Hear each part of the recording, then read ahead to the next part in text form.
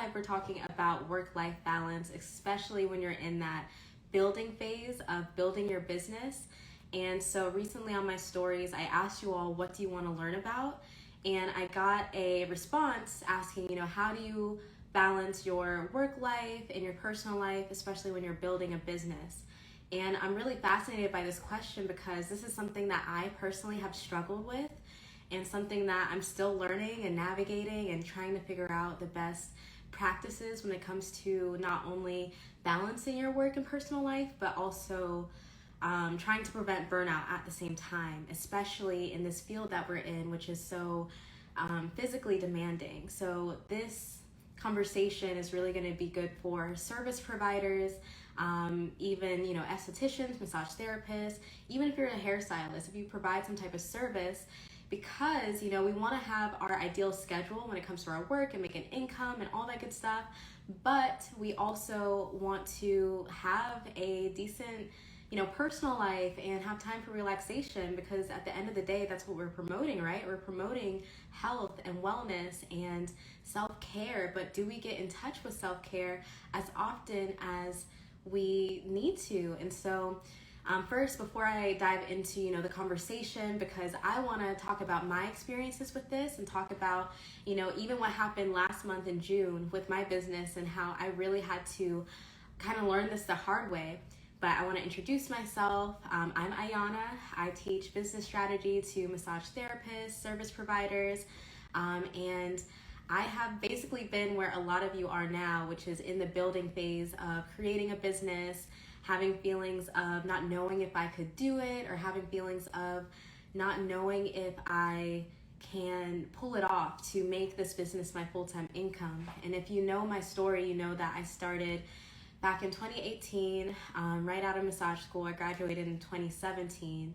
And when I first started my business, I didn't know what I was doing. I was basically throwing things at the wall and seeing what would stick. I didn't have any guidance. I didn't understand technology to the point that I do now. And I gave it up about 6 months in and went back to working at spas and working at clinics. And there was a point where I was working at a spa, and I also was working at a chiropractic clinic, and I was going to school at the same time. So I was doing pre-nursing at that time, and I was just feeling even burnt out then. And it wasn't until I started my business the second time around in 2020 when the pandemic happened, where I figured it out and I made it click and I got the guidance I needed and I got, the technology up and running, and it took off from there. And now I'm at the phase where I am also helping other business owners, other founders of massage businesses really scale their businesses with strategy, really get crystal clear on their ideal clients and get paid more, because that is really my mission, is to help people leave the spa industry if that's what your heart desires. If you desire to have a business where you make the rules, where you decide how much you work, where you decide how much you get paid, instead of doing services back to back, back to back, back to back, and not having time for yourself. So I personally have been affected by trying to figure out work-life balance, especially at this phase in the business. So I kind of want to start by talking about my experiences with burnout, especially what happened last month in June in my business. So with my mobile spa, so I own a mobile spa here, and I have 2 contractors who work underneath the spa. And at that time in June, both of them at 2 different times told me, for 2 different reasons, basically that they could not complete their jobs. They couldn't come into work. They couldn't take on their clients. And the summer and spring is the busiest season, hands down, for us. The spring, as soon as March happens, we're fully booked. And it's it's wild, because sometimes we have to offer same day appointments, and we charge a little bit extra for that.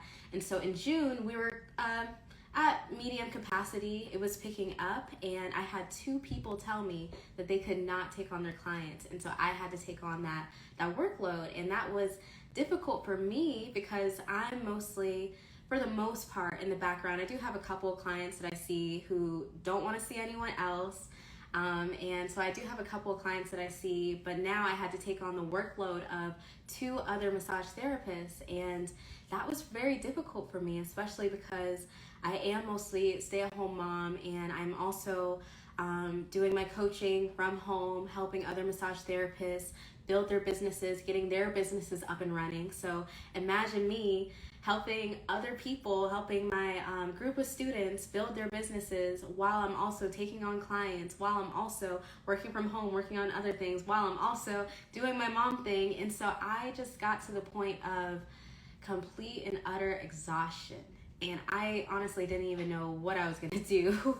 And then the third week of June, actually the day before my birthday, we all got COVID. So my husband had COVID.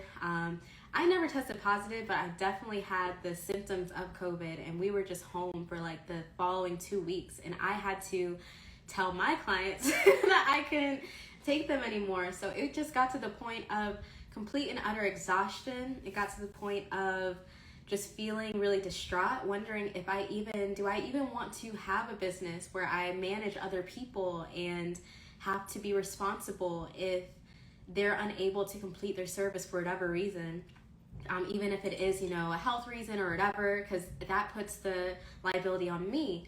And it really made me think about the consequences of when you do have a business where you've scaled to the point where other people are involved, where it's not just you as a solopreneur. And I really want to talk about that too, because yes, we talk about business and how great that can be for your income, for your family, for like just your lifestyle, the lifestyle that you want to live.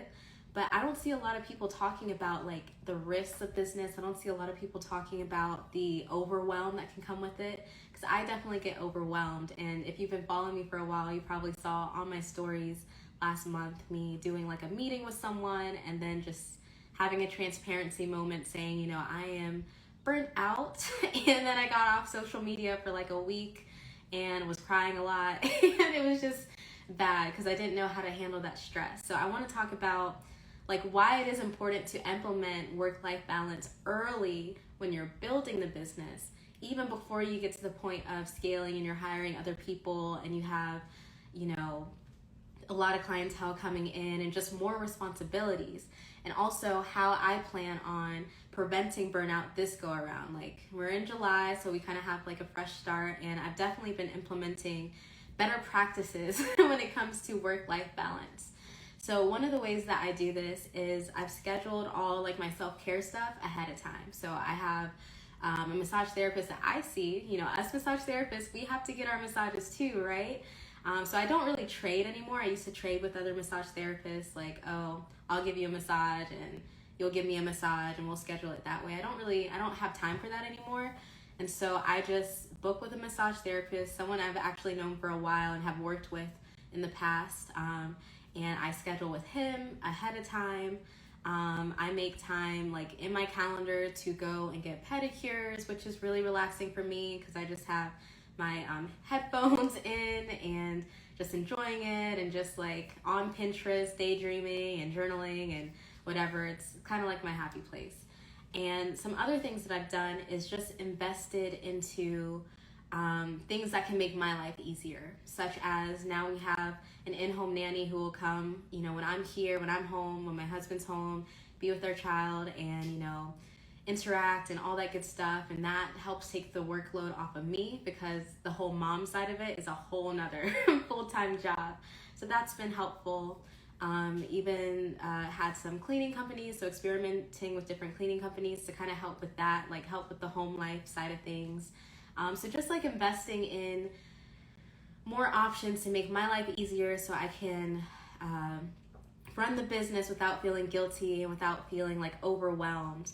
And then also making time blocks for social media. So for scrolling or for like posting or even doing these lives, like making a schedule for it so I don't feel so scrambled when it comes to showing up for my audience and doing these live trainings and really trying to serve you all and give you really valuable information that can help you run your practice. So just scheduling time for that and not making this the end all be all, like I want to show up and I want to be here, but I also don't want to feel that, that feeling where I have to post, if that makes sense. And I do see a question here. It says, did you have to do a lot of cancellations? Did it cost you when counting on people that didn't show up? So the way it happened was So I won't say the reasons why they couldn't complete their task, but what I had to do is, luckily my schedule is pretty open. Like I mostly work from home. So what I had to do was take their appointments and open my schedule so I can do those appointments. And mind you, I do mobile, like we're 100% mobile spa. We're the only mobile spa in this area. And so that was hard because, you know, when I do an hour session, it really ends up being almost 2 hours because there's 30 minutes to get there and like set up and all that stuff. And I had to move things around and I had to schedule the nanny to be here more because I'm the main one home with the baby. So I hope that answers your question. In terms of cancellations, luckily we didn't have a lot of like cancellations because I was able to pick up that workload. Now, when I got COVID, luckily one contractor by that time, after being away from the business, not taking any appointments for like 3 weeks, she told me that she feels like she's ready enough to start taking appointments again. So when I got COVID, I had to like tell my clients, hey, I'm quarantining for about 15 days. She's available now, so I'm going to be scheduling you with her. Some of them had already seen her before, so that was like a plus. And I just had to block myself off and not take any appointments. So that was like a thank you, universe, for timing it that way, because I don't like to cancel on people. I don't want to miss opportunities, especially for the type of massage that I do. People need it ASAP. And that's why we even offer like same day appointments and things like that in case they didn't schedule ahead of time. But this whole experience had made me realize that I need to start educating my clients more about the benefits of pre-booking their appointments, the benefits of I do consultations in my practice because some of our services are a little bit more expensive and our packages are more expensive. I wouldn't even say expensive, but it's a bigger investment, I would say. And so I do some consultations. So in that consultation now, what I emphasize is, you know, you really want to schedule your appointments ahead of time, especially when you purchase a package. Like, let's go ahead and like book these appointments in advance so that, you know, no one can take the spot that you want. And it's just, we already know what our schedule is. So I hope that answered your question. Thankfully, we didn't have a lot of cancellations. I would say maybe we had a couple, because you know what happens when you call a client and say, hey, this thing happened, and then they take that opportunity to cancel. And another thing I will say, transparency moment, is that shifting of schedules, like, okay, my contractor's canceling, and so I have to take their appointments, and then me canceling because I had COVID, that did hurt our like follow-up rate. So that also made me realize, okay, I need to be educating my contractors about how we retain our clients. Like what are we saying during the session? Because this is what I teach you all, you know, how you retain your clients and what you're going to do after the session so that your clients return. I'm like, okay, maybe I need to do some extra trainings with my team so that they also know, of course, or get reminded or refreshed on how we're going to retain them. Because I feel like some of my clients had the perspective of, okay, Ayana's not around. This person is not Ayana. This is the person I wanted. So maybe I'm not going to follow up with them. So our follow-up rate was very, very low. So people who were like being retained in the business, which is very unusual for us because of the type of massage that we do. So that's a little bit about what happened in June and why I was off social media for about a week and a half. Just feeling very overwhelmed, feeling feelings of maybe even guilt for how much time I put into these businesses versus how much I'm like spending just relaxing for myself or just relaxing, like even spending time with the dog, the baby, like all that stuff. I put it all in perspective and I'm like, okay, I need to figure out the best ways to manage my time. So now in July, I'm kind of pivoting, like thinking, okay, what are the top 3 things that I can do for the business that will kind of push us forward? What are the projects that I'm working on? What are the things I need to be doing? What are the top 3 things that I can do today to kind of push us forward? Instead of just doing like tasks kind of meaninglessly or tasks that like I could just pass on to my virtual assistant, for example. So that's another thing that I started doing in July, is giving him more tasks. Like sometimes as business owners, we have the perspective that if we don't do it, then it's not going to be done right. But what we really need to do is just learn how to train people better and lead better and communicate better and make sure that we really understand how to explain tasks to other people. So now I hand off tasks more to him, and now I can just focus on the things that like can push us forward. And then also every day I wake up and I think, okay, what are 3 personal things that I can do for myself or my family that will make our life easier?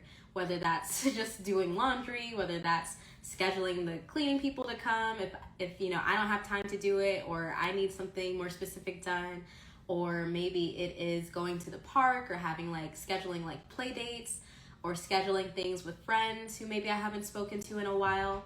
So these are all things that I've been thinking about to kind of better my work-life balance. And I want to really emphasize to you all to really think about your schedule and how you're managing your time, especially when you're in that building phase of your business. So let's stop talking about the scaling phase. Let's talk about the building phase.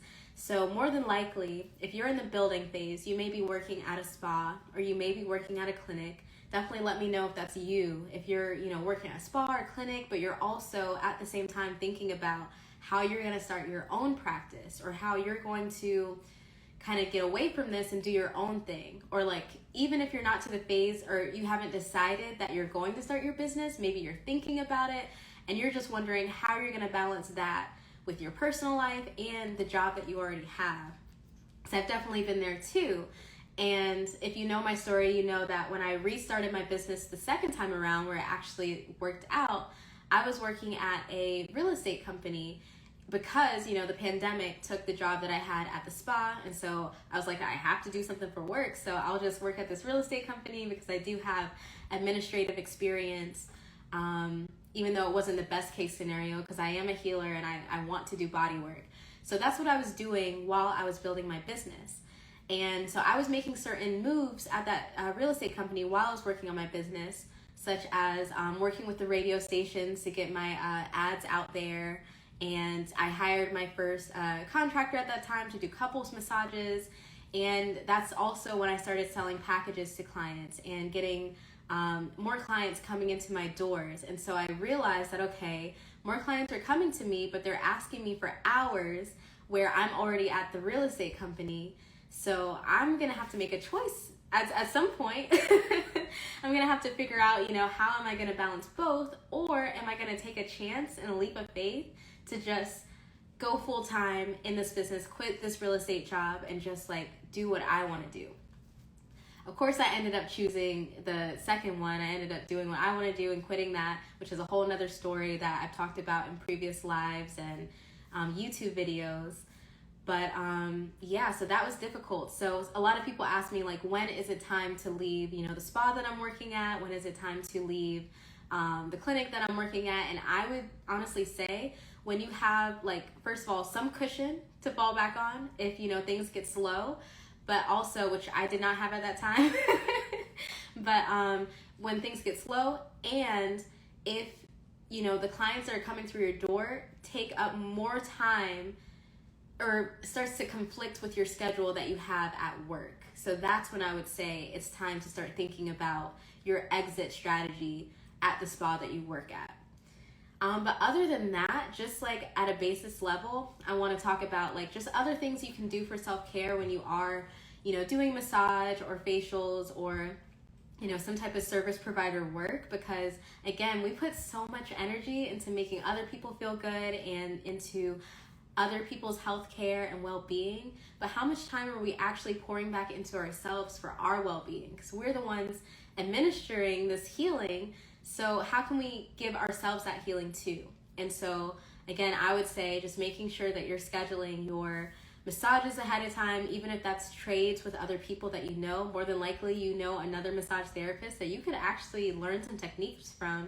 So trading with them if you don't have, the funds at the moment to just like go and get a massage, making sure you're scheduling other time blocks of self-care, and then just doing, your top 3. What are the top 3 things that will move you forward today when it comes to your work life or your personal life or your love life or whatever is important to you, whatever you're prioritizing? What are the top 3 things? Because I think a lot of us can be overachievers, or maybe we're overachievers in disguise, as in like we want to overachieve, but we get like overwhelmed with all the different things that we have to complete to meet our goals. So I think just having like a top 3 is a more manageable way to work on our goals and to still feel like we're achieving something without getting burnt out. And even something that I emphasize is when you are doing work such as massage, make sure you're not working too much. So like, what are your limits? Can you only work like 10 hours a week or 12 hours a week? Because when I worked at a spa, I remember massage therapists who were doing almost 40 hours a week. And that is just so much for something that is so physically draining. You know, we only have like, 5 minutes to recover from that work before we go into our next session. And that's just the type of life that I want massage therapists to try to get away from if that doesn't fill you up, if that doesn't fulfill you, if that doesn't make you feel good about your job. And a lot of us get even resentful about the work that we do, about massage, because we're doing our work in that way. But if we're working for ourselves, then we have time to make the rules where we don't have to have like 5 minutes in between our sessions, and we don't have to work like 5 sessions a day to make ends meet. We could work maybe 3 sessions a day or 2 sessions a day, or maybe 3 days a week, you know, especially if you incorporate things into your business, such as gift cards or packages or products or things like that, things that I talk about in my other videos. So that's kind of the conversation I want to start today. And if anyone is watching and you want to add anything to the conversation, I definitely welcome you to add something to the conversation. Or if you end up watching the replay of this, to comment, you know, sharing your thoughts about how you manage your work-life balance, because this is something that we should be talking about. Like, there's so much glamorization of starting your business and, you know, making all this money and all this stuff, but like, at what cost? Are you not sleeping? Are you not eating well? Are you not, you know, taking care of yourself? Because if that's the case, is it really worth it? And how sustainable is it? How long could you do that for? This is really something that I'm learning the hard way. Like, now I'm trying to get back into working out again and stretching and doing all the things that I recommend to my clients and really practicing what I preach, and not working too much and not staying on the computer until 3 o'clock at night, because I really have to move the needle forward with my business and do all the stuff that I feel like is expected of me, especially because I teach business strategy and I'm helping other massage therapists build their practices in some of the programs that I run. So I am cleansing myself with those expectations and really trying to put myself first before all the social media stuff, before all this, I don't know, business stuff. And I feel like that in itself will help me when it comes to feeling recharged and motivated to continue growing the business and helping other massage therapists grow their business. So that's how I feel about it. And I definitely can't wait to get on live next week to talk about some of the other responses that I got from that poll. I asked you all, you know, what do you want to learn about? And I got some really cool answers, and I'm really looking forward to putting on some trainings about that stuff and getting back to more of the strategy side of things. I just definitely don't want to neglect the interpersonal part, or the part that talks about how do we give back to ourselves even when we are building our businesses. Because again, I don't want you to get burnt out. I don't want you to feel like this is not for you because you're feeling exhausted or you're feeling overwhelmed. Like, we just really have to take it one step at a time.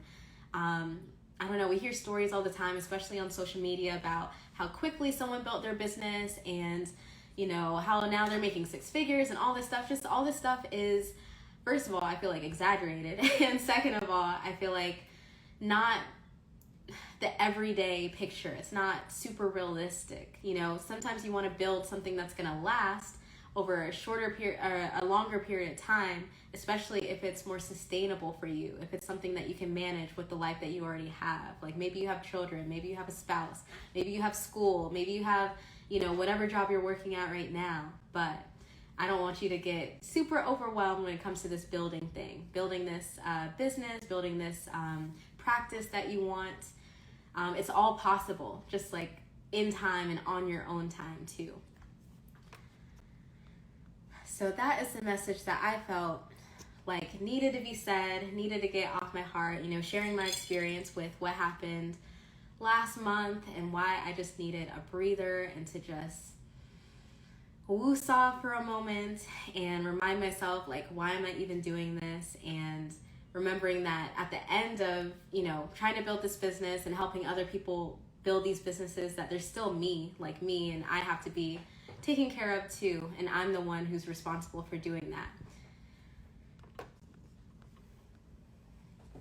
But yeah, I definitely miss being on live. It's been a couple weeks, and definitely looking forward to some of the other conversations that we're gonna start. And if no one has anything to add to this conversation, and again, I encourage you to add something if you're watching this replay.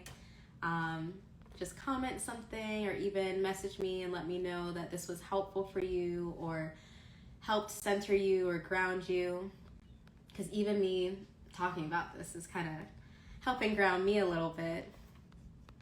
But I definitely hope everyone has a great rest of your weekend. I'm actually about to post a reel I've been working on probably tomorrow.